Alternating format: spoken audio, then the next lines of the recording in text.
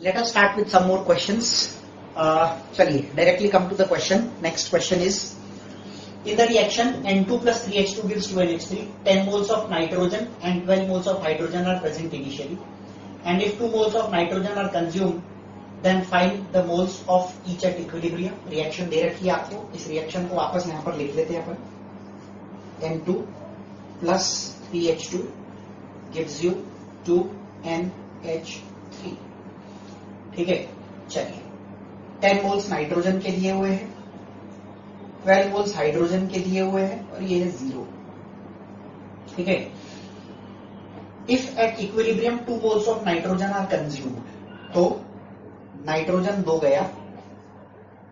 ठीक है, अब स्टोइकियोमेट्री लगाओ. ये 1 जाता है तो ये 3 जाता है, ये 2 जा रहा है तो ये 6 जाएगा, ये 1 जाता है तो ये 2 बनता है, ये 2 जाएगा तो ये 4 बनेगा. सो 8, 6, 4. ये आपके पहले क्वेश्चन का आंसर आ गया. आपसे पूछा जा रहा है कि इक्विलिब्रियम पे तीनों के मोल्स बताओ. सो 8, 6 एंड 4 तीनों के मोल हो जाएंगे. अब आपसे केसी पूछा जा रहा है, ये है बेटा मोल, तो कॉन्सेंट्रेशन निकाल लेते हैं.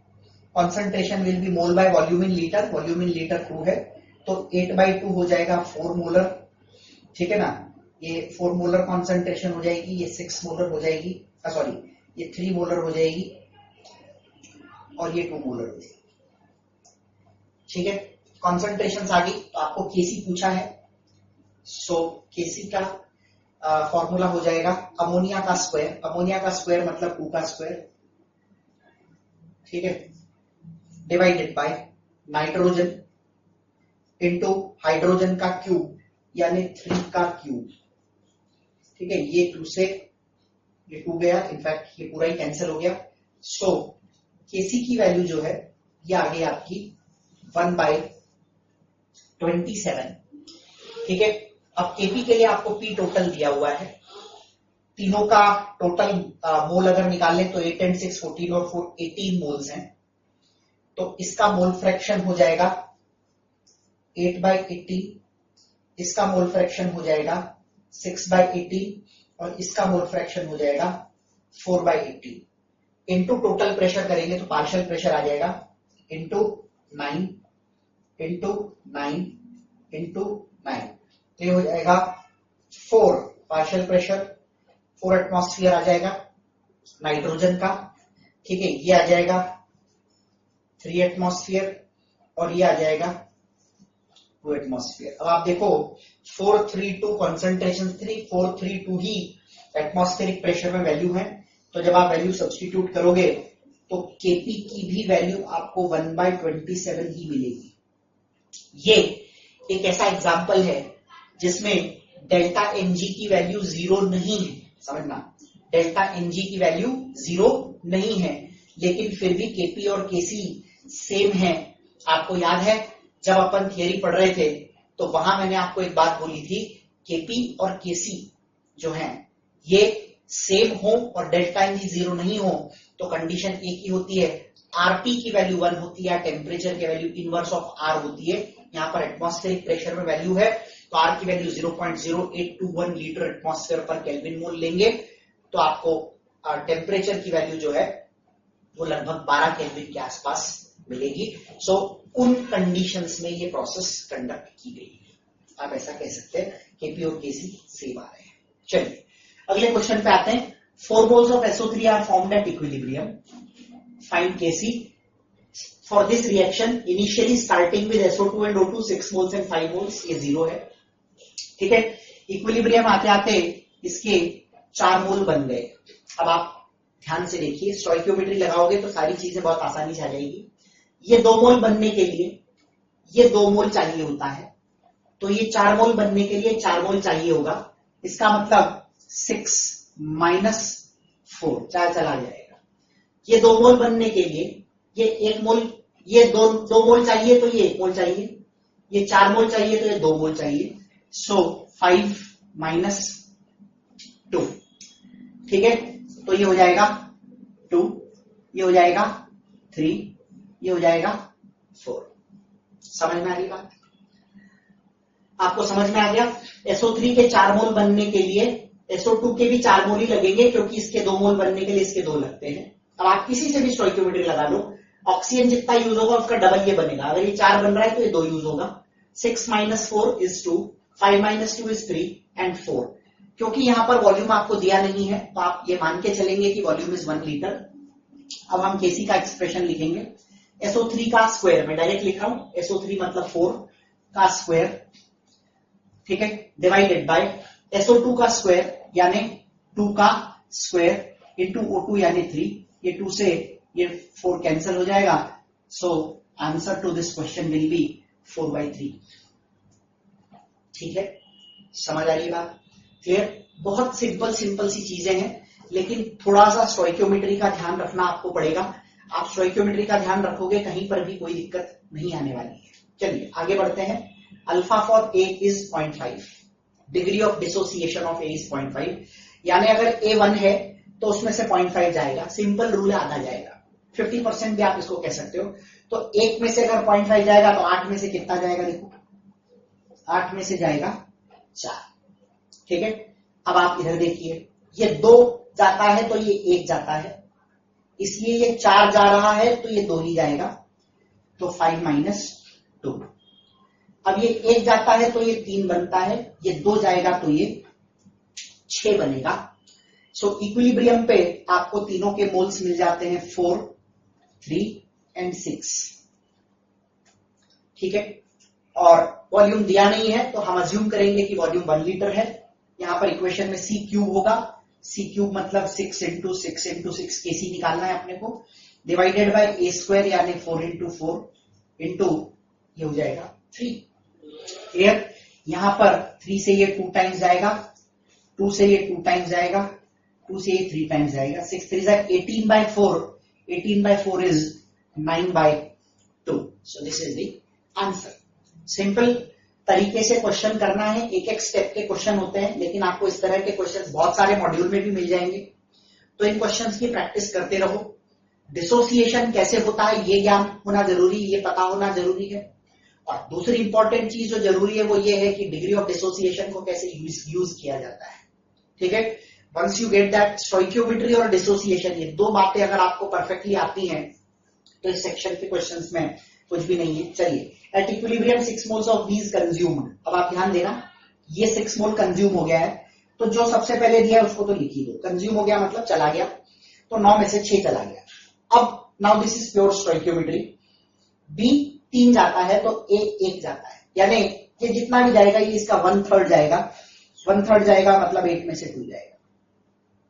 ठीक है, ये 1 जाता है तो वो 2 बनता है, ये 2 जाता है तो ये 4 बनेगा, ये 1 जाता है तो ये 1 बनता है, ये 1 जाएगा तो ये 1 बनेगा, यानी कि ये 2 जाएगा तो ये 2 बनेगा। सिंपल सी चीज है, जितना जाएगा उतना बनेगा।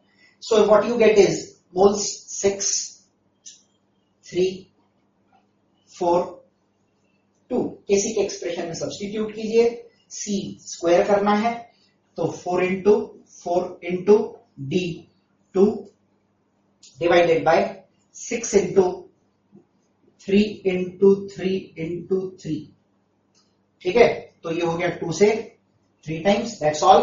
अब इसको फर्दर सिंप्लीफाई नहीं किया जा सकता। 4 × 4 is 16, 3 to the power 4 is 9 9 81, 16/81 इसका आंसर हो जाएगा। ठीक है, तो आप क्वेश्चंस को देखते जाओ।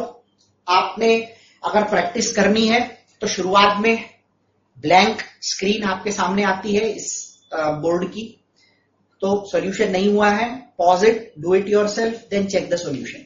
ऐसा भी आप कर सकते हो, इससे आपको आपकी प्रैक्टिस बढ़िया हो जाएगी। आपको आइडिया लगेगा कि एग्जैक्टली किस तरह से ऐसे क्वेश्चंस को सॉल्व किया जाता है। चलिए कुछ क्वेश्चंस और देखते हैं। A + 2B gives 2C + D। 1.1 और 2.2 मोल A और B से शुरू किया है, C के 0.2 मोल बन जाते हैं। चलिए C के 0.2 मोल बना दिए। C के जितने भी मोल बनेंगे उसके आधे मोल D के बनने चाहिए, तो ये अगर 0.2 बना है तो ये 0.1 बनेगा। ठीक है, ये अगर 0.2 बना है तो ये 0.1 बनेगा। अब आप A और D को देखिए, D अगर 0.1 बना है तो A भी 0.1 जाना चाहिए, सो 1.1 - 0.1, और ये 0.1 जाएगा तो ये 0.2 जाएगा, क्योंकि ए जितना जाता है उसका डबल बी जाता है। तो हो जाएगा 2.2 माइनस 0.2, तो हो जाएगा 1, ये हो जाएगा 2, ये हो जाएगा 0.2, ये हो जाएगा 0.1। किसी की वैल्यू निकालनी है तो सी का स्क्वायर यानी 0.2 का स्क्वायर, 0.2 का square into D that is 0.1 divided by 1 into 2 into 2। ये 3 पॉइंट हटाओगे, नीचे आ जाएगा 1000, 2 और 2 4, यहां पर 10 टू द पावर -3 इसका आंसर हो जाएगा। समझ रहे? तो सिंपली डिसोसिएशन कैसे हो रहा है वो समझना है आपको। 0.2 सी दिया है तो 0.2 लिख दो सबसे पहले। अब ये 0.2 जाएगा तो ये 2 है तो ये 2 है तो ये भी 0.2 जाएगा, ये 2 से 1 है तो ये 0.2 से 0.1 जाएगा, ये 0.1 है तो ये 0.1 बनेगा। बहुत आसानी से आप डिसोसिएशन कर सकते हैं। If you can understand this, everything is very easy in these questions. करना यही होता है। 25% ऑफ एसिड इज लेफ्ट। देखो, acetic acid, alcohol, ester, water, ये एक रिएक्शन होती है जिसमें एसिटिक एसिड और अल्कोहल जो है, इथेनॉल जो है, ये रिएक्ट करके एस्टर बनाते हैं और वाटर बनता है। 4 मोल। अच्छा, ये लिक्विड्स है सारे, तो होमोजेनस सिस्टम है तो इसमें हम लिक्विड्स को नेग्लेक्ट नहीं कर सकते, मैंने आपको बताया था। 25% ऑफ एसिड इज लेफ्ट, यानी एसिड 4 है तो उसका 25% बचेगा, यानी 1 बचेगा, तो ये गया 3। ठीक है, ये 3 जाएगा तो ये 3 जाएगा, और ये दोनों 3 जाएंगे तो ये 3 बनेंगे। ठीक है, नाउ केसी के एक्सप्रेशन के लिए दिस इंटू दिस, यानी 3 इंटू 3 अपॉन 4 माइनस 3, 1 बचा, 1 into 1, therefore the value of KC is 9। ठीक है, तो इस तरह से आप क्वेश्चंस को सॉल्व कर सकते हैं रिलेटेड टू डिसोसिएशन। कुछ और क्वेश्चंस मैं आपको कराऊंगा अभी, ठीक है, ताकि आपको और प्रैक्टिस हो जाए। तो कुछ वैरायटी के क्वेश्चंस और बचे हुए, we will continue with them in the next session. चलिए बच्चों, कुछ और क्वेश्चंस देखते हैं related to the same concept जो अपन ने लास्ट सेशन में देखा। Let us directly come to the question. H2 plus I2 gives you 2HI, starting with 4.5 moles each of H2 and I2. At equilibrium 3 moles of HI is formed. तो जो बोला है सबसे पहले वो लिख दो, HI के 3 मोल बने। अब यहाँ आपको स्टोइकियोमेट्री काम करेगी और आपको ये देखना पड़ेगा कि इसके 2 मोल बनाने के लिए ये कितने लग रहे हैं। दोनों 1-1 लग रहे हैं। इसका मतलब ये जितना भी बनेगा उसके आधे आधे ये यूज होंगे। ये 3 बन रहा है तो ये दोनों 1.5 यूज होंगे। 4.5 माइनस 1.5, 4.5 माइनस 1.5 और 3। इसका मतलब ये है कि हाइड्रोजन के जो मोल इक्विलिब्रियम पे बचेंगे वो 3 होंगे, आयोडीन के मोल 3 बचेंगे, और HI के 3 बने हैं, वो तो क्वेश्चन में आपको दिया ही हुआ है। अब आपको बोला है केसी निकालिए, तो केसी निकालने के लिए HI का स्क्वायर करना पड़ेगा। तो HI का स्क्वायर मतलब 3 इंटू 3, और H2 का वैल्यू 3 और I2 का भी 3। इसको सॉल्व करते हैं तो यू गेट 1। ठीक है, सिंपल डिसोसिएशन पे बेस्ड क्वेश्चन है। कभी आपको अल्फा दे देते हैं, कभी डायरेक्ट बता देते हैं कितना प्रोडक्ट बना, कभी बता देते हैं डायरेक्ट कि कितना रिएक्टेंट रिएक्ट हुआ। इस तरह की वैरायटी के क्वेश्चंस आपको इसके अंदर देखने को मिलते हैं। तो हम सभी तरह के क्वेश्चंस को प्रैक्टिस कर रहे हैं। क्या क्या पूछा जा सकता है वो सारी पॉसिबिलिटीज मैं आपको यहाँ पर बता रहा हूँ। चलिए, अगला क्वेश्चन थोड़ा नया है। पहले अपन इसकी इक्वेशन लिख लेते हैं। PCl5 gives you PCl3 plus Cl2। Question कह रहा है if at equilibrium moles of PCl3 is 0.1 and Kc दे दिया पहले से, एंड आपको बोला initial moles of PCl5 taken निकालिए। यानी अभी तक अपन ने जो क्वेश्चंस किए उनमें आपको इनिशियल मोल्स कितने थे वो दे दिए जाते थे और आपको बोला जाता था Kc निकालें। यहाँ क्वेश्चन उल्टा हो गया है। अब आपको यहाँ पर Kc दे दिया गया है और आपको इनिशियल मोल निकालने हैं। So let us assume that the initial moles are x। मान लेते हैं कि हमने जो इनिशियल मोल लिए थे वो x थे, ये 0 और ये 0 है। ठीक है, अब आते हैं दूसरी पॉइंट पे कि PCl3 वो बोल रहा है 0.1 है इक्विलिब्रियम पे। तो जब इक्विलिब्रियम आया तो PCl3 0.1 बना। अब ध्यान दीजिए, PCl3 1 बनता है तो Cl2 भी 1 बनता है। इसका मतलब Cl2 भी 0.1 बनेगा, और ये दोनों 1-1 बनते हैं तो ये 1 जाता है। इसका मतलब PCl5 भी 0.1 चला जाएगा। ठीक है, सो ये आपके इक्विलिब्रियम पे मोल्स आ गए। वॉल्यूम अगर दिया नहीं है तो हम उसको मान के चलते हैं कि 1 है, 1 लीटर। सो केसी के एक्सप्रेशन में वैल्यू सब्स्टिट्यूट करेंगे, ये हो जाएगा 0.1 इंटू 0.1 अपॉन x माइनस 0.1।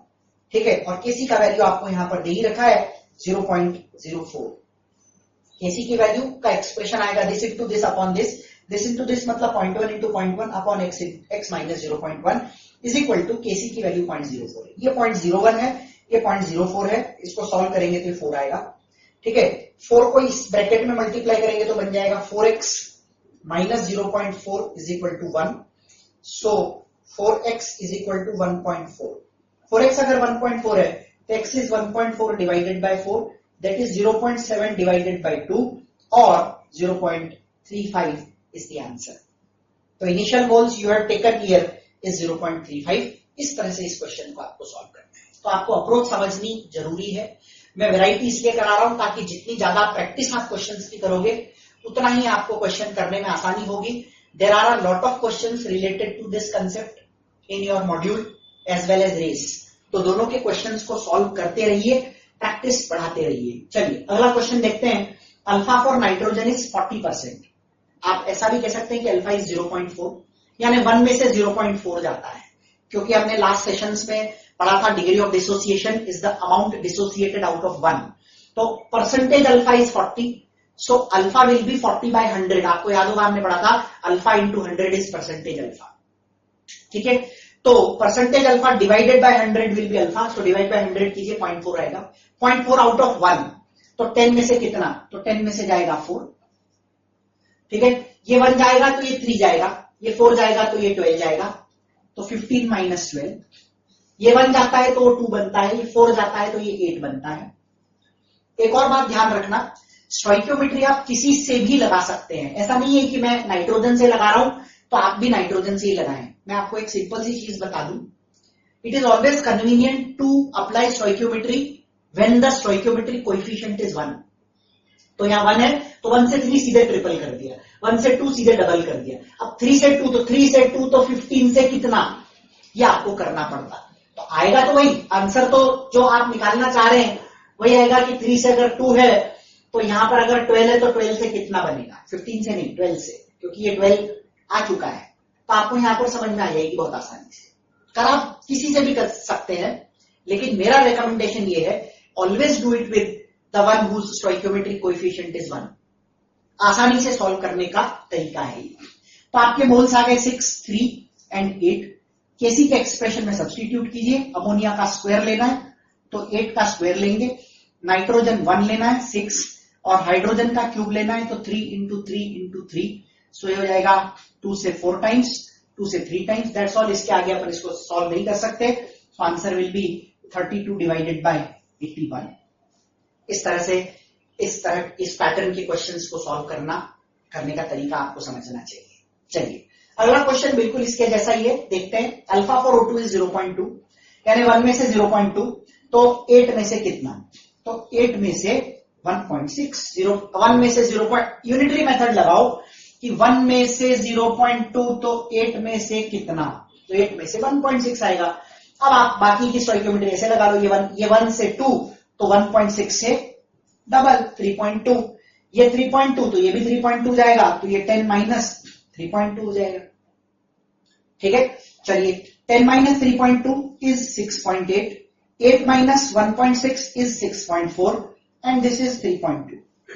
अब आप इसको समझो, केसी निकालना है। वॉल्यूम अगर अपन 1 लीटर अज्यूम करना ही पड़ेगा क्योंकि वॉल्यूम दिया नहीं है, तो 1 लीटर मान के चलेंगे। तो SO3 का स्क्वायर यानी 3.2 का square, so 3.2 into 3.2 divided by 6.8 into 6.8 into 6.4। थोड़ा सा सिंप्लीफाई करने में आपको इसमें ध्यान देना रहेगा।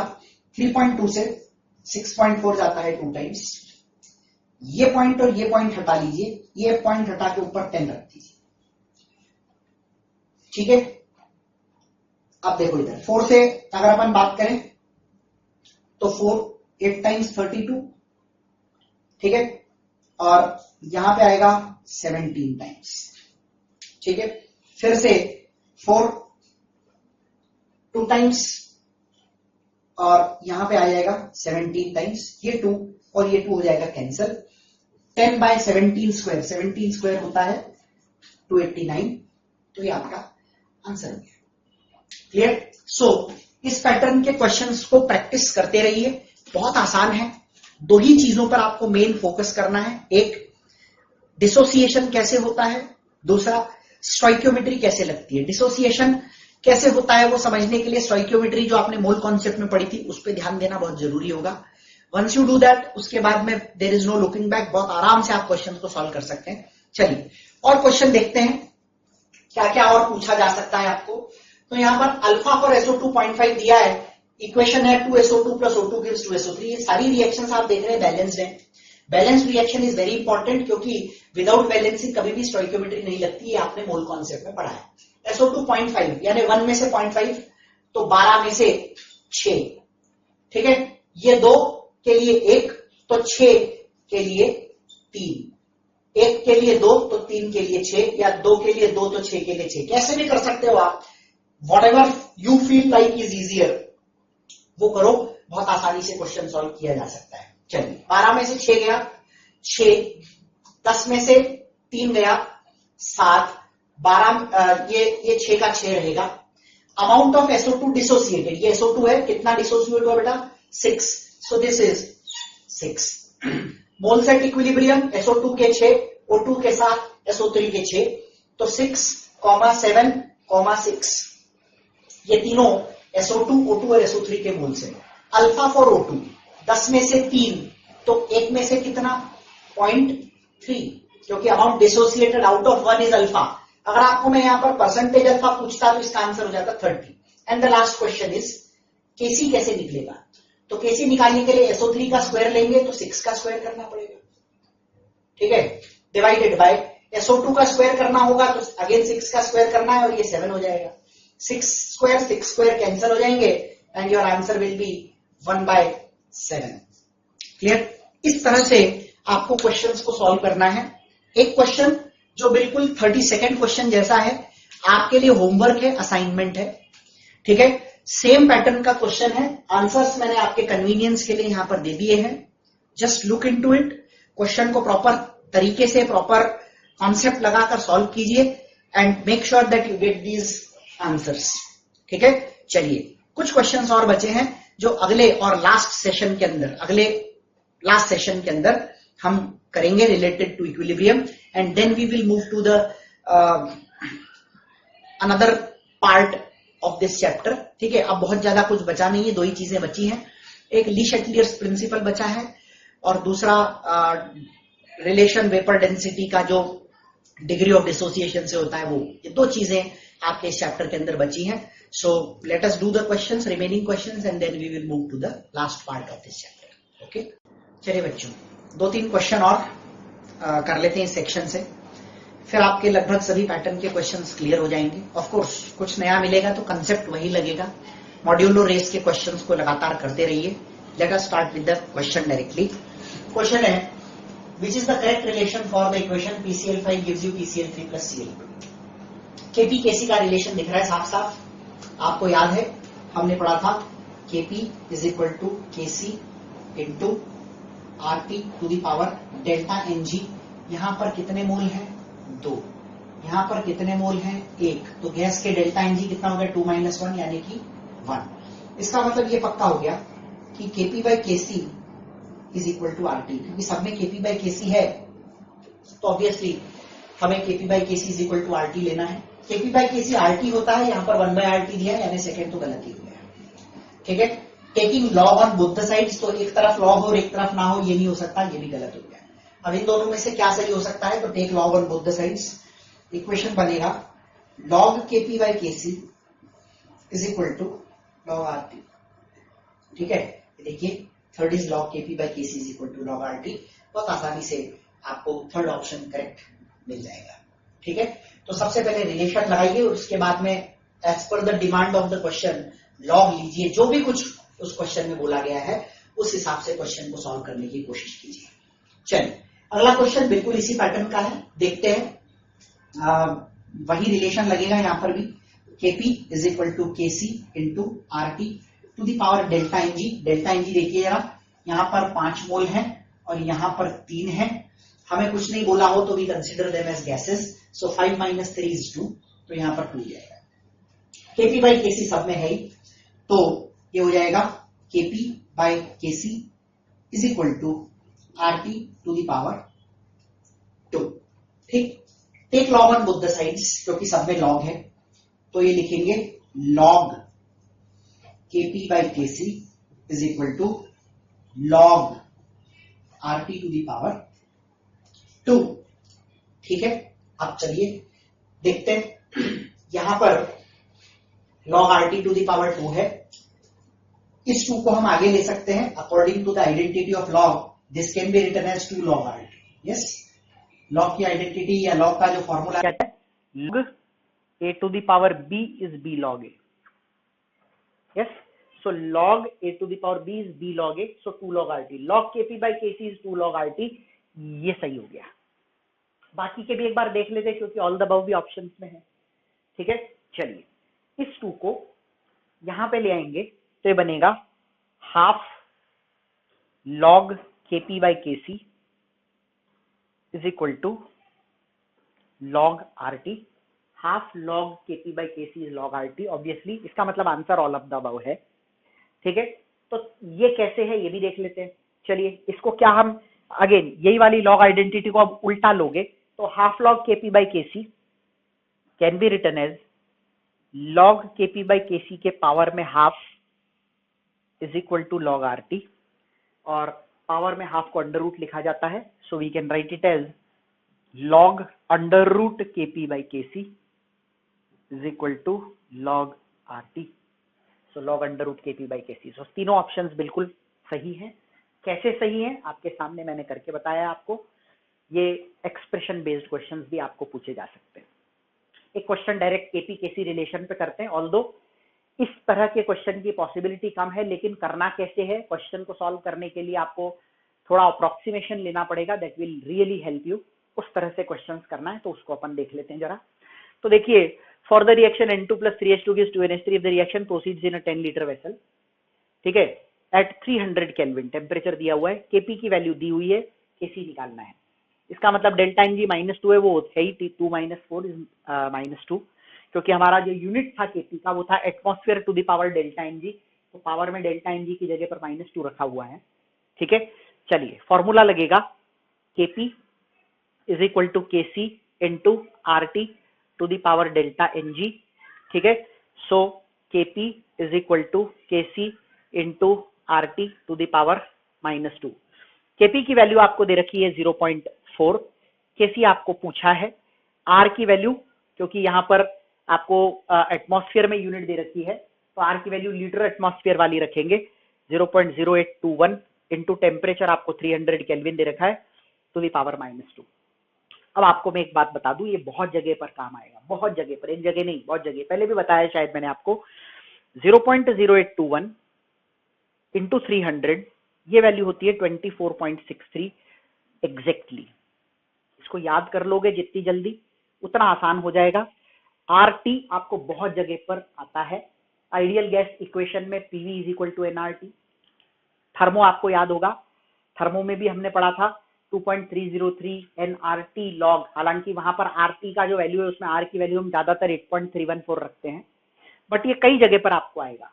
जैसे डेल्टा G नॉट वाला अपन ने इक्वेशन पढ़ा था, उसमें डेल्टा G नॉट के लिए हमने लिखा था -2.303 RT log K। ठीक है, तो RT बहुत जगह पर आता है, और खास तौर पर एटमॉस्फेयर में वैल्यू रखनी हो तो ये 24.63 होती है। फॉर कन्वीनियंस हम इसे 25 ले लेंगे, तो आपका इक्वेशन बन गया 0.4 is equal to Kc by approximately 25 का स्क्वायर, ये स्क्वायर नीचे आके स्क्वायर 2 हो जाएगा -2। ठीक है, सो Kc विल बी 25 का स्क्वायर यानी कि 625 इंटू 0.4। ठीक है, इसको आप सॉल्व करेंगे तो 0.4 अगर देख रहे हैं तो 25 4 जाने 6 हो जाए 24, तो ये अप्रोक्सीमेटली 250 के आसपास आएगा Kc का वैल्यू।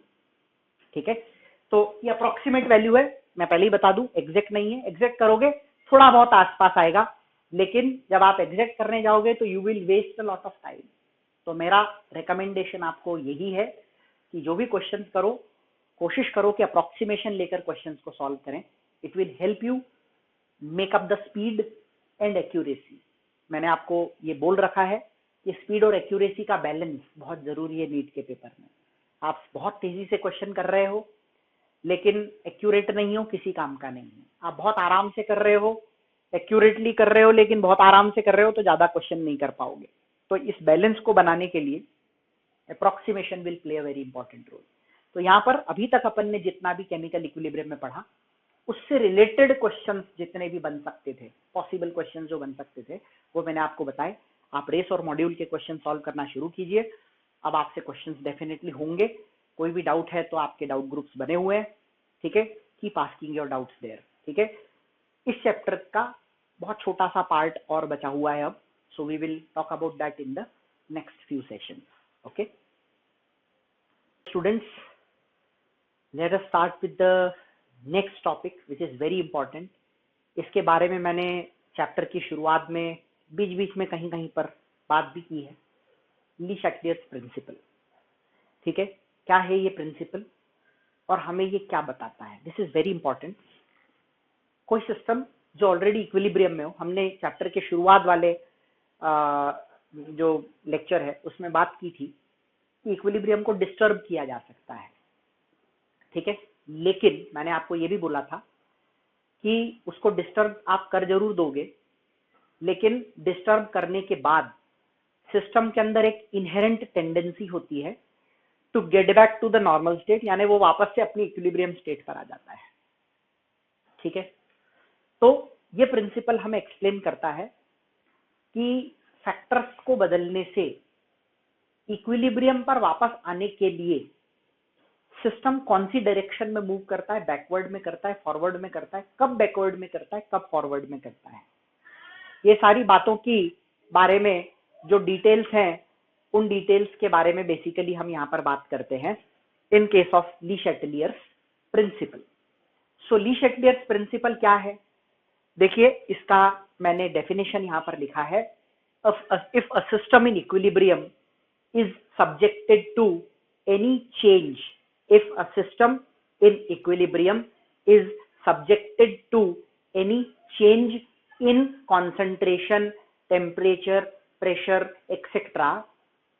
सिंपल सी चीज है, आप इनमें से कोई भी चेंज करोगे, कंसंट्रेशन बदलोगे, टेम्परेचर बदलोगे, प्रेशर बदलोगे, कोई भी चीज, इनर्ट गैस का एडिशन करोगे, तो this will disturb the equilibrium for a while, ठीक है। But the system will react to this change in such a way so as to get back to the original state, so as to get back to the original state, so as to neutralize the effect of that change।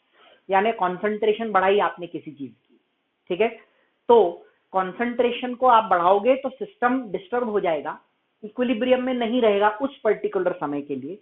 थोड़े समय के बाद आप देखोगे तो वो system वापस equilibrium पे आ जाएगा and it will get back to its normal state, it will neutralize the effect of the change which has occurred। यानी सिस्टम के अंदर ये एक इनहेरिटेड प्रॉपर्टी होती है कि वो उन सभी चीजों के इफेक्ट को वापस न्यूट्रलाइज कर देता है जिनकी वजह से वो डिस्टर्ब हुआ था।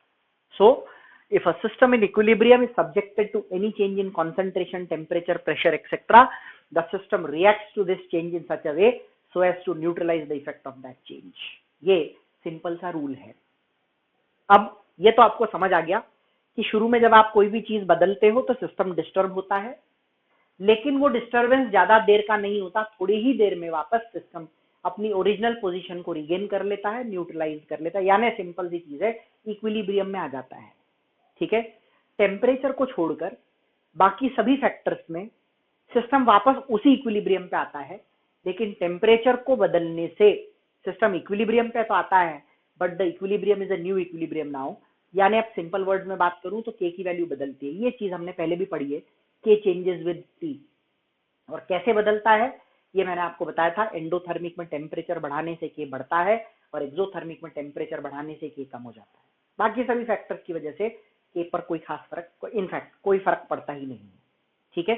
तो अब हम इस सेक्शन के अंदर 4-5 कुछ चीजें हैं जिनके इफेक्ट को समझेंगे इक्विलिब्रियम पर। यानी आपके पास एक सिस्टम था जो ऑलरेडी इक्विलिब्रियम में था और आपने उसे डिस्टर्ब कर दिया, ठीक है। कौन कौन से फैक्टर, कॉन्सेंट्रेशन की बात करेंगे, बढ़ाने या कम करने से क्या होता है, टेम्परेचर की बात करेंगे, बढ़ाने या कम करने से क्या होता है, उसके बाद में प्रेशर, देन इनर्ट गैस का addition, and catalyst. Although catalyst का कोई फर्क पड़ता नहीं है, लेकिन हमें पता होना चाहिए कि कैटलिस्ट की वजह से सिस्टम पे कोई फर्क नहीं पड़ता, it does not get disturb, क्योंकि कैटलिस्ट जो है वो फॉरवर्ड और बैकवर्ड रिएक्शन के रेट को इक्वली बदलता है। इस वजह से सिस्टम में किसी तरह का डिस्टर्बेंस आपको देखने को नहीं मिलेगा। ठीक है, चलिए आते हैं ली शेटलियर प्रिंसिपल में डिफरेंट फैक्टर्स जिनकी वजह से डिस्टर्बेंस आता है, और इस डिस्टर्बेंस को न्यूट्रलाइज करके वापस नॉर्मलाइज होने के लिए सिस्टम क्या करता है। This is what we need to understand. चलिए कॉन्सेंट्रेशन का असर कैसे होता है समझो, एक एग्जाम्पल लेकर समझने की कोशिश करते हैं। हमारे पास में एक इक्विलिब्रियम है, A gives B। अब मैं आपसे बोलूं इसके K का एक्सप्रेशन लिखो, तो आप कहोगे B अपॉन A, यही कहोगे। अब आप समझना, मान लीजिए ये सिस्टम जो अभी ऑलरेडी इक्विलिब्रियम पे है, इस सिस्टम में मैंने A डाल दिया, which means I have increased the concentration of A. What will happen? इसे समझने की कोशिश करते हैं। जब आप A डालोगे तो इस फॉर्मूले के हिसाब से आप ये डालोगे, डिनोमिनेटर को बढ़ाओगे, और जब आप डिनोमिनेटर को बढ़ाओगे तो ये जो रेशो की वैल्यू है ये कम हो जाएगी। अब आप इसे K नहीं कह सकते क्योंकि सिस्टम डिस्टर्ब हो चुका है। So this is not K, this is, you can say this is Q। तो आप कह सकते हो कि A को आपने जैसे ही बढ़ाया तो ये बढ़ गया, ये बढ़ने से इस वैल्यू में डिक्रीज देखने को मिला, यानी इक्विलिब्रियम कांस्टेंट का वैल्यू यहाँ था, यहाँ, और आपने जो A डाला उसकी वजह से जो वैल्यू है वो यहाँ आ गई। अब सिस्टम का काम क्या है, it will try to get back to normal, यानी जो डिक्रीज उस रेशो में आया है उस रेशो को वापस बढ़ाकर उसे K पर लाने का काम सिस्टम अपने आप करेगा खुद से। तो अब सिंपल सी चीज है, इस वैल्यू को आपको बढ़ाना है, क्योंकि आपने A बढ़ाकर इस रेशो को डिक्रीज कर दिया, इस रेशो को वापस K पे लाना है, यानी Q को वापस K पे लाना है। तो Q अभी कम है, आपको उसे बढ़ाना है। आपको उसको बढ़ाने के लिए B को बढ़ाना पड़ेगा और A को कम करना पड़ेगा। B को बढ़ाओगे और A को कम करोगे तो रिएक्शन फॉरवर्ड डायरेक्शन में जाएगी। कंक्लूजन, ये तो कंसेप्ट हो गया। अब आप डायरेक्ट कंक्लूजन पे आ जाओ। कंक्लूजन ये है कि जब आप रिएक्टेंट की कॉन्सेंट्रेशन बढ़ाते हो तो ज्यादा प्रोडक्ट बनने लग जाता है, reaction proceeds in forward direction. उसी तरह जब आप प्रोडक्ट की कॉन्सेंट्रेशन को बढ़ाते हो तो ज्यादा रिएक्टेंट बनने लग जाता है, reaction proceeds in backward direction. अब एक एग्जांपल इसमें डिक्रीज का भी लेते हैं, ठीक है। चलिए मान लीजिए आपने इस बार A को निकाला, बाहर निकाल दिया, so you decreased the concentration of A। जो ओरिजिनली सिस्टम इक्विलिब्रियम में था उस वक्त जो A की कॉन्सेंट्रेशन थी उसकी तुलना में आपने A को घटाया, ठीक है। अब आपने यहाँ वापस A को घटाया है। A को जब आप घटाओगे, कम करोगे, तो ये रेशो बढ़ जाएगा, यानी आपका इक्विलिब्रियम कांस्टेंट का वैल्यू ये है, लेकिन A को निकाल लेने से इक्विलिब्रियम कांस्टेंट बढ़ गया। System will react to this change in such a way so as to neutralise the effect of that change, यानी उसे वापस एक नॉर्मल स्टेट में लाने की कोशिश करना होगा, ठीक है। इसे डिक्रीज करने के लिए हमें इस रेशो को डिक्रीज करना पड़ेगा, ठीक है, और इस रेशो को आपको डिक्रीज करना है तो B को डिक्रीज करना पड़ेगा और A को इंक्रीज करना पड़ेगा। A को इंक्रीज करने का मतलब रिएक्शन बैकवर्ड जारी है। Now let us come to the conclusion. A को आपने कम किया तो रिएक्शन बैकवर्ड गई, यानी A की तरफ। उसी तरह अगर आप B को कम करोगे तो रिएक्शन B की तरफ जाएगी। नाउ ये तो हो गए कंसेप्ट। अब आपको जब क्वेश्चन सॉल्व करने का कहा जाता है तो ये दो स्टेटमेंट शॉर्ट ट्रिक हो जाएगी आपके क्वेश्चन सॉल्व करने की। हर एक जो इफेक्ट हम पढ़ेंगे, हर एक फैक्टर का जो इफेक्ट है वो हम पढ़ेंगे, उसमें 1 और 2 लाइनर्स हैं जिनसे आपके सारे क्वेश्चन सॉल्व हो जाएंगे। इन पे फोकस करो। देखो मैंने यहाँ क्या लिखा है, इसे नोट कर लेना। Increasing the concentration of anything, कोई भी चीज की कॉन्सेंट्रेशन बढ़ाओ, shift the reaction in direction opposite to it. जिसको भी बढ़ाओगे उससे ऑपोजिट, यानी A को बढ़ाओगे तो B की तरफ, B को बढ़ाओगे तो A की तरफ। Decreasing the concentration of anything shift the reaction in its own direction. तो जिसे कम करोगे सिस्टम उसी डायरेक्शन में आएगा। A को कम करोगे तो A की तरफ यानी बैकवर्ड, बी को कम करोगे तो बी की तरफ यानी फॉरवर्ड। तो सिंपल सी चीज है, increasing the concentration of anything shifts the reaction in opposite direction to it. A बढ़ाया बी की तरफ, बी बढ़ाया ए की तरफ। Decreasing the concentration of anything shifts the reaction in same direction in its own direction. A बढ़ाया तो ए की तरफ, बी बढ़ाया बी, ए घटाया तो ए की तरफ, बी घटाया तो बी की तरफ। सिंपल रूल है, इसका यूज करोगे क्वेश्चन में कहीं दिक्कत नहीं आएगी। ठीक है, तो कॉन्सेंट्रेशन के इफेक्ट का सिंपल सा लॉजिक ये है कि increasing the concentration of anything shifts the equilibrium in forward direction, या सॉरी फॉरवर्ड नहीं कहना चाहिए, ऑपोजिट डायरेक्शन। अगर आप प्रोडक्ट को बढ़ाओगे तो रिएक्टेंट की तरफ, रिएक्टेंट को बढ़ाओगे तो प्रोडक्ट की तरफ। And decreasing the concentration of anything shifts the reaction in same direction, यानी जिसे कम किया उसकी तरफ, ए कम किया तो ए की तरफ, बी कम किया तो बी की तरफ। This is a simple rule. ठीक है, तो कॉन्सेंट्रेशन का इफेक्ट समझ में आ गया आपको सबको, ये बहुत इंपॉर्टेंट चीज है। इस पे डी शैटलियर प्रिंसिपल पे आपको काफी सारे क्वेश्चंस देखने को मिलेंगे। चलिए, टेम्परेचर के इफेक्ट के बारे में हम डिटेल में मैथमेटिकली ऑलरेडी पढ़ चुके हैं कि एंडोथर्मिक रिएक्शन में टी और के डायरेक्टली प्रोपोर्शनल होते हैं। टेम्परेचर को बढ़ाने से के बढ़ता है और के बढ़ने का मतलब रिएक्शन फॉरवर्ड डायरेक्शन में जाती है। तो सिंपल रूल है, in an endothermic reaction increasing the temperature shifts the reaction in forward direction. ये रिएक्शन है। आपको अगर याद रखने के लिए ट्रिक चाहिए, हो सकता है कंफ्यूजन हो रहा हो, तो एक और बात आपको मैं बता देता हूं जो आपको काम देगी। एंडोथर्मिक रिएक्शन में heat is towards reactant side and exothermic में heat is towards product side. ये आपके लिए नया नहीं है, हमने थर्मोकेमिस्ट्री चैप्टर में ये चीज पढ़ी हुई है। ठीक है, तो यहां पर हम थोड़ी देर के लिए हीट को एक थर्ड रिएक्टेंट मान लेते हैं। जब आप सिस्टम थर्ड रिएक्टेंट मतलब ए, बी और सी, ये तीसरा रिएक्टेंट ऐसा मान लो थोड़ी देर के लिए। टू सिंप्लीफाई द थिंग्स, जब आप टेम्परेचर बढ़ाओगे तो हीट बढ़ेगा, और हीट एक रिएक्टेंट है, और रिएक्टेंट की कॉन्सेंट्रेशन बढ़ाने से अभी हमने पढ़ा कि इक्विलिब्रियम फॉरवर्ड जाता है, यानी कि ऑपोजिट डायरेक्शन में जाता है। इसे बढ़ाओगे तो ऑपोजिट जाएगा, इसे घटाओगे तो इसी की तरफ आएगा, इसे बढ़ाओगे तो ऑपोजिट जाएगा, इसे घटाओगे तो इसी की तरफ आएगा। तो सिंपल रूल है, एंडोथर्मिक रिएक्शन में टेम्परेचर को बढ़ाने से रिएक्शन उस डायरेक्शन में जाती है। ठीक है ना, टेम्परेचर एंडोथर्मिक में टेम्परेचर को बढ़ाने से हमेशा फॉरवर्ड जाएगी, it has nothing to do with number of moles. और एक्सोथर्मिक रिएक्शन में टेम्परेचर को बढ़ाने से रिएक्शन बैकवर्ड जाएगी, और टेम्परेचर को घटाने का इफेक्ट ऑफ कोर्स जस्ट उल्टा होगा of what we have studied for increase in temperature. और ये चीज अपन ऑलरेडी मैथमेटिकली पढ़ चुके, तो मैंने आपको वहां भी बोला था ली शेटलियर प्रिंसिपल पढ़ेंगे उस वक्त बहुत ज्यादा डिटेल में नहीं जाएंगे, क्योंकि हमने इसको मैथमेटिकली सब कुछ समझा है, और उसके बाद में रिजल्ट लिखे हैं कि एंडो में temperature is directly proportional to K and reaction proceeds in forward direction. Exo में temperature is inversely proportional to K and reaction proceeds in backward direction. तो एक्सो में बैकवर्ड आएगा टेम्परेचर बढ़ाने से, और फॉरवर्ड जाएगा टेम्परेचर कम करने से। एंडो में टेम्परेचर बढ़ाने से फॉरवर्ड जाएगा और टेम्परेचर कम करने से बैकवर्ड आएगा। सिंपल रूल है, क्लियर। चलिए आगे बढ़ते हैं, प्रेशर का इफेक्ट समझते हैं। देखो, एक पहली चीज समझना, जैसे हम बात करते हैं प्रेशर की, तो हम यहां पर गैसियस सिस्टम की बात कर रहे हैं। ठीक है, अब आप एक पिस्टन के अंदर गैस को अज्यूम कर लीजिए। देखो, एक सिंपल सी चीज है, आपने पिस्टन लिया, इस पिस्टन में यहां पर आपने गैस भरी हुई है। ठीक है, आपने इस पे प्रेशर बढ़ाया और पिस्टन यहां आ गया, वही गैस है, प्रेशर बढ़ाया यानी आपने सिंपली कंप्रेस कर दिया गैस को।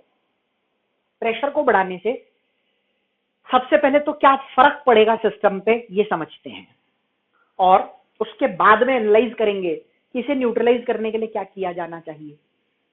तो सिंपल सा चीज है, जब आप प्रेशर बढ़ाओगे तो वॉल्यूम कम होगा, और जब अगर मैं कॉन्सेंट्रेशन की बात करूं तो वो N/V होता है, और वॉल्यूम जब आप कम करोगे तो number of moles per unit volume बढ़ जाएंगे, number of moles per unit volume बढ़ जाएंगे। ठीक है, तो system will react to this change in such a way so that the number of moles decrease. Moles बढ़े है ना, इफेक्ट प्रेशर का असर क्या हुआ, प्रेशर को बढ़ाने से number of moles per unit volume बढ़ गए, तो इन्हीं number of moles per unit volume को अब हमें घटाना है, तो वो डिक्रीजिंग मोल की तरफ सिस्टम अपने आप जाने लगेगा। तो इंक्रीजिंग, ये this is a one line answer to all your questions related to pressure effect of Le Chatelier principle. ध्यान रखना ये बात। अच्छा, ये सारी चीजें हम केमिकल इक्विलिब्रियम पे बात कर रहे हैं। फिजिकल इक्विलिब्रियम ली शेटलियर प्रिंसिपल के लिए एक सेपरेट चीज है, उसमें थोड़ा सा डिफरेंट कॉन्सेप्ट लगता है, तो वहां पे हम उसके बारे में अलग से बात करेंगे डेफिनेटली। ठीक है, increasing the pressure shift the reaction in direction of decreasing moles and decreasing the pressure shift the reaction in direction of increasing moles. One solution to all your questions on effect of pressure. जैसे एक दो example लेकर समझते हैं। मान लीजिए मैं आपको बोलूं N2 + 3H2 gives you 2NH3, और दूसरा ले लेते हैं PCl5 gives you PCl3 + Cl2। आपको मैं बोलूं पहले सिस्टम पे प्रेशर बढ़ाओगे क्या होगा, तो हमने कहा increasing the pressure shift the reaction in direction of decreasing moles. Decreasing moles कहाँ है, फॉरवर्ड में, तो प्रेशर बढ़ाने से सिस्टम फॉरवर्ड डायरेक्शन में जाएगा। क्यों डिक्रीजिंग मोल्स फॉरवर्ड में, क्योंकि यहां पर 4 मोल हैं और यहां पर 2 हैं, तो ऐसे जाएगा। ठीक है, increasing the pressure shift the reaction in direction of decreasing moles, so 4 से वो 2 पे चला जाएगा। ठीक है, और यहां पर इंक्रीजिंग प्रेशर करने से क्या होगा, यहां देखो 2 मोल है और यहाँ 1 है, तो डिक्रीजिंग मोल की तरफ जाने का मतलब बैकवर्ड जाएगा। You need not learn the direction, you need to learn these 2 points. अच्छा, एक बात मुझे बताओ, इस रिएक्शन पे क्या होगा, H2 + Cl2 gives you 2HCl।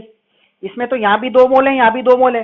हम कहते हैं प्रेशर बढ़ाने से सिस्टम उस डायरेक्शन में जाता है जहां मोल कम होते हैं, यहाँ तो कहीं पर भी मोल कम नहीं हो रहे। तो अगर आपसे पूछा जाए कि बताइए ऐसे सिस्टम पे प्रेशर के बढ़ाने से क्या होगा, तो आप कहेंगे कुछ नहीं होगा। यानी such equilibrium systems where the value of delta Ng is 0, ऐसे इक्विलिब्रियम सिस्टम्स जहां पर डेल्टा Ng की वैल्यू 0 है, उन पर प्रेशर के बढ़ने या प्रेशर के कम होने का कभी कोई असर होता ही नहीं है। This is a simple rule. ठीक है, सो सिंपल चीज ध्यान रखनी है, और ये 2 पॉइंट ध्यान रखो, आपके हर क्वेश्चन का आंसर इसी में है।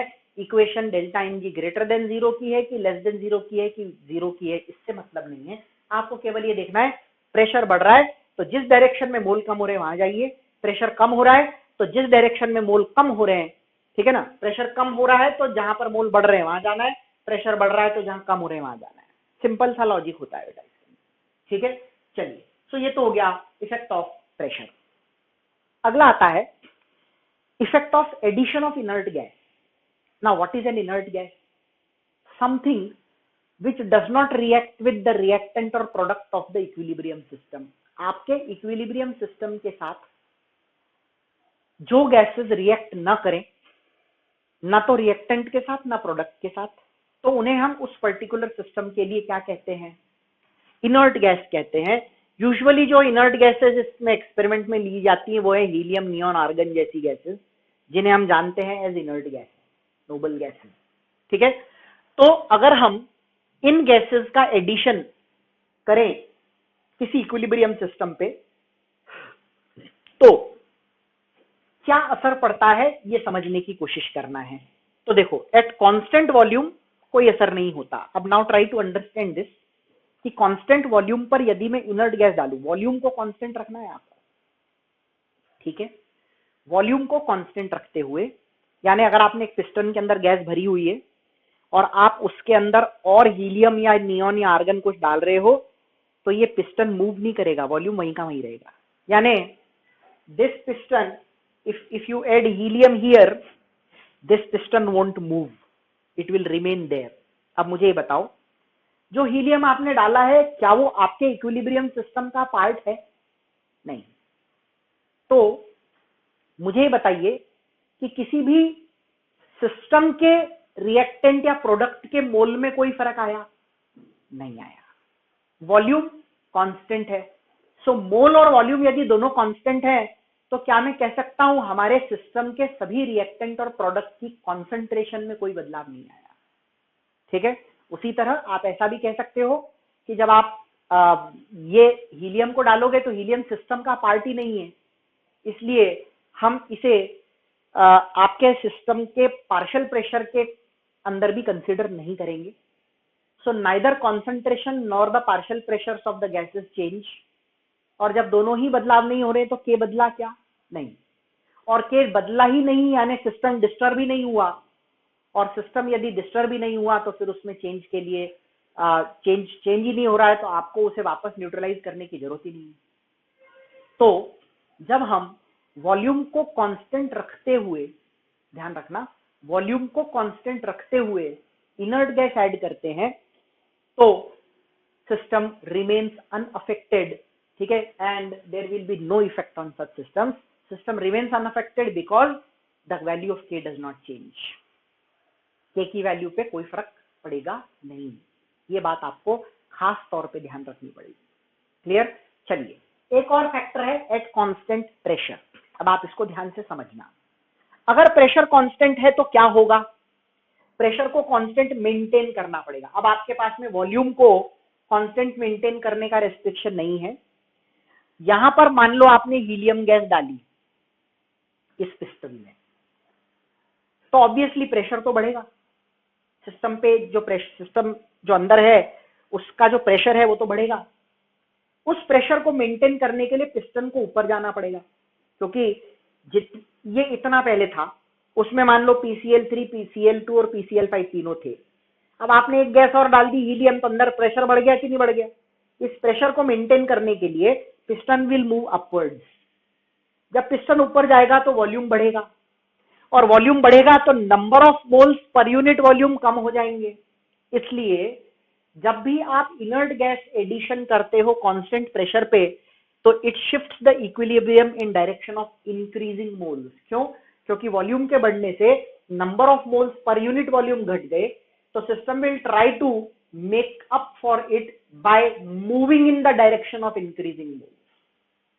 ठीक है, तो ये चीज अपने को ध्यान रखनी है। So addition of inert gas shifts the equilibrium in the direction of increasing moles. तो आपको समझ आया क्या किया हमने? देखो, जब आप कहते हो कि प्रेशर कांस्टेंट रखना है और आप एक पिस्टन के अंदर कोई एक्स्ट्रा गैस डाल देते हो तो प्रेशर को बढ़ाता है। उस प्रेशर को कांस्टेंट रखने के लिए पिस्टन ऊपर की तरफ मूव करता है। पिस्टन ऊपर की तरफ मूव करता है तो वॉल्यूम बढ़ता है, और वॉल्यूम बढ़ता है तो number of moles per unit volume कम हो जाते हैं। ऐसा करने पर number of moles per unit volume कम हो गए तो सिस्टम रिएक्ट करेगा so that to neutralise the effect. तो number of moles per unit volume कम हो गए तो सिस्टम रिएक्ट करेगा ताकि number of moles per unit volume वापस बढ़कर नॉर्मलाइज हो जाए। तो number of moles per unit volume को वापस बढ़ाने के लिए सिस्टम उस डायरेक्शन में जाएगा जहां पर नंबर ऑफ मोल्स बढ़ते हो, उस डायरेक्शन में। तो अगेन आप ऐसा कह सकते हो, डिक्रीजिंग प्रेशर की वजह से इंक्रीजिंग मोल की तरफ जाते हैं, और कांस्टेंट प्रेशर पे इनर्ट गैस को ऐड करने पर भी इंक्रीजिंग मोल्स की तरफ ही जाते हैं। तो यहां पर अगर आप इंक्रीजिंग, इस पे मैं बोलूं एडिशन ऑफ इनर्ट गैस किया एट कांस्टेंट प्रेशर, तो क्या होगा? तो आप कहोगे बैकवर्ड जाएगा। यहाँ क्या होगा? तो आप कहोगे फॉरवर्ड जाएगा। इस पे अगेन कोई असर नहीं होगा। डेल्टा Ng जीरो वाली रिएक्शंस पर प्रेशर का, वॉल्यूम का, इनर्ट गैस एडिशन का, इन सब चीजों का कोई असर नहीं होता है। इस बात का आपको ध्यान रखना है।